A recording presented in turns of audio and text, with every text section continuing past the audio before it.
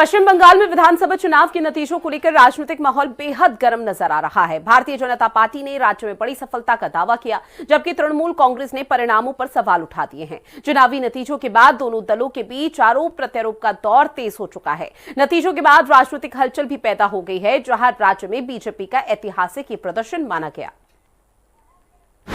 मोदी लहर, विपक्ष पर कहर, हिंदू एकजुट ढहा टीएमसी का किला, जय श्री राम विरोधियों की हार, बंगाल में बीजेपी की डबल सेंचुरी। बंगाल में बीजेपी बम बम हो गई। गंगोत्री से लेकर गंगा सागर तक भगवा लहराने का दावा सही साबित हो गया। बीजेपी ने बंगाल में वो कर दिखाया जिसकी कल्पना किसी ने नहीं की थी। पूरा बंगाल भगवामय हो गया। ममता बनर्जी की 15 साल की सरकार को बीजेपी ने उखाड़कर सत्ता से बाहर फेंक दिया है। आजादी के बाद ये पहली बार हुआ है जब बंगाल के किले पर बीजेपी का कब्जा हो गया है। पश्चिम बंगाल में नरेंद्र मोदी का मैजिक चल गया। जनता ने बता दिया कि अब ध्रुवीकरण की राजनीति नहीं चलेगी। जनता जात धर्म की नहीं बल्कि विकास की राजनीति चाहती है। बंगाल की जनता ने वही किया। पूरा बंगाल भगवामय हो गया। बीजेपी की ऐसी आंधी आई कि पूरी टीएमसी आंधी में उड़ गई। बंगाल में शानदार प्रदर्शन के पीछे बीजेपी की कमाल की रणनीति रही है। इस चुनाव में बीजेपी ने 5 ऐसे वादे किए जिनकी काट न तो टीएमसी निकाल पाई, न ही उसके असर से बच पाई। नतीजा आज बंगाल में जय श्री राम के नारे सुनाई दे रहे हैं। राम भक्तों का जोश और उत्साह देखते ही बन रहा है। और हो भी क्यों ना, आजादी के बाद पहली बार बंगाल भगवामय हो गया है और बंगाल में सनातनी सरकार बन रही है। दिल्ली से लेकर बंगाल तक जोश हाई है। राम भक्त बेखौफ होकर जय श्री राम के नारे लगा सकते हैं। आज हम भारत की राजनीति में एक और बड़ा बदलाव देख रहे हैं। आज पूरे देश में एक भी राज्य ऐसा नहीं है जहां कम्युनिस्ट पार्टी की सरकार हो। एक भी नहीं है। ये सिर्फ सियासत का बदलाव नहीं है, ये सोच का बदलाव है। ये बताता है कि विकसित होता हुआ भारत किस दिशा में आगे बढ़ना चाहता है। और आज का भारत ऐसी राजनीति चाहता है जो देश को आगे बढ़ाए। लेकिन साथियों, दुर्भाग्य से आज की कांग्रेस बिल्कुल विपरीत दिशा में चल पड़ी है। ऐसे समय में जब पूरा देश कम्युनिज्म से किनारा कर चुका है, कांग्रेस उसी विचारधारा को अपनाने में लगी है जिसे देश ने ठुकरा दिया है। पश्चिम बंगाल विधानसभा चुनाव में बीजेपी की जीत ने उत्तर प्रदेश की सियासत में हलचल पैदा कर दी है, क्योंकि अगले साल यूपी में चुनाव होने हैं। बीजेपी की कोशिश सत्ता की हैट्रिक लगाने की है, तो समाजवादी पार्टी प्रमुख अखिलेश यादव अपने 10 साल के सियासी बनवास को खत्म करना चाहते हैं। ऐसे में बंगाल के नतीजे ने यूपी के राजनीतिक माहौल पर भी असर डाल दिया है।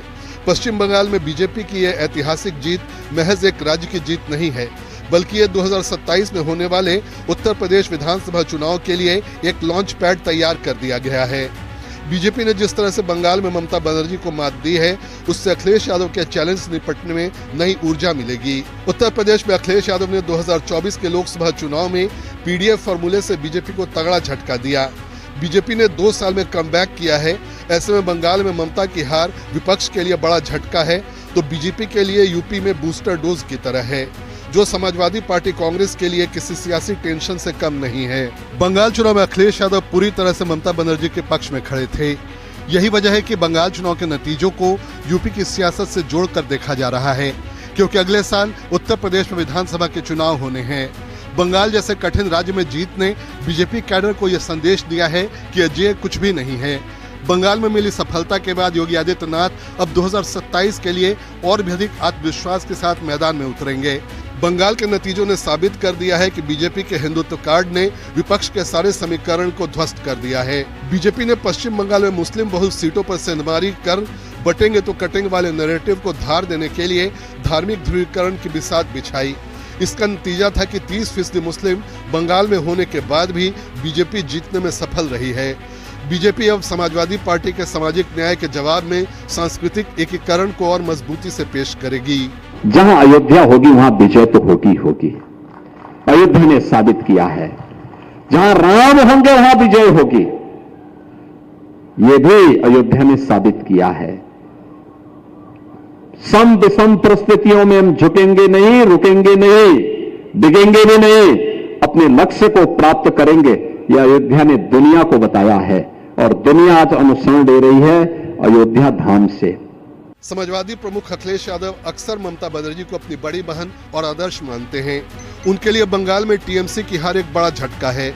उत्तर प्रदेश में बीजेपी उसी सियासी मॉडल को और आक्रामक तरीके से 2027 के विधानसभा चुनाव में मैदान में उतार सकती है। समाजवादी पार्टी का पीडीए, पिछड़ा दलित और अल्पसंख्यक फॉर्मूला 2024 में बीजेपी को मात देने में सफल रहा था। बंगाल चुनाव के बाद बीजेपी यूपी में समाजवादी पार्टी के पीडीए फॉर्मूले को काउंटर करने के लिए धार्मिक ध्रुवीकरण के लिए बंगाल मॉडल को आजमाने का दांव चल सकती है। अखिलेश यादव का दावा है कि यूपी विधानसभा चुनाव में वो पीडीए के फॉर्मूले से मैदान में उतरेगी। लखनऊ के आसपास और पूरा उत्तर प्रदेश इस बार समाजवादी पार्टी के पक्ष में है। वो हवा चल रही है समाजवादियों की पक्ष में।